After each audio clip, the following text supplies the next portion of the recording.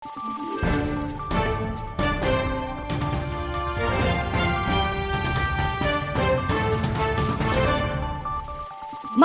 araw, Pilipinas! Ito ang Valiente News hatid sa inyo ng Office of the Vice President.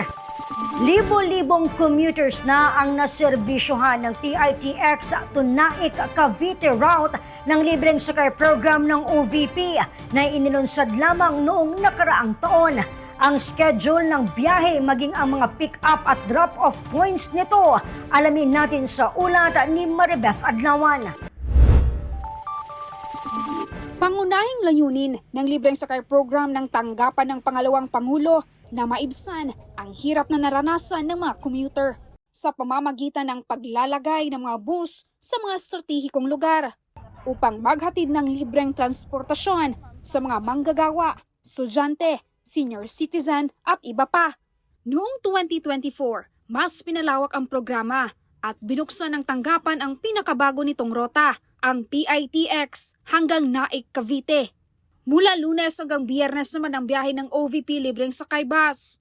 Alas 5 ng madaling araw nakapwesto na ang bus sa Gate 6 ng PITX. At babalik ito ng alas 5 ng hapon sa parehong rota. Di bababa sa 13 lokasyon ang pick-up at drop point ng nasabing rota. Kabilang narito ang Zeus, Gahak 7-Eleven, Villa Ramirez, Kalayaan, EPSA, Tejero, Tanza, Amaya, Sahod Ulan, Postema, Caliboyo, Capispisa at Hillsview. Base sa datos, noong 2024, mahigit 50,000 pasahero na ang bumabiyahe mula Parañaque patungong Naik Cavite at vice versa ang natulungan ng programa.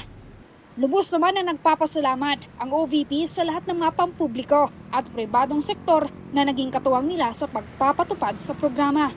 Umaasa rin ang tanggapan ng pangalawang Pangulo na mas marami pang mga Pilipino ang kanilang matutulungan ngayong taon. Para po kay Vice, ako po ay malugod na nagpapasalamat po sa inyo sa ganito pong naging tulong po ninyo sa amin, hindi lang po sa akin. Sana po pagpatnubayan pa po kayo ni Lord na ma-bless po kayo palagi, na maging healthy po yung mga katawan nyo, saka po sa mga desisyon po ninyo. Proud po ako sa inyo na kayo po yung naging Vice President namin. Papasalamat po ako kay Vice Ma'am na kumpara sa akin dahil ginawa niya para sa lahat, na marami pa sana siyang taong matutulungan sa ginagawa niyang libre sakay sa araw-araw.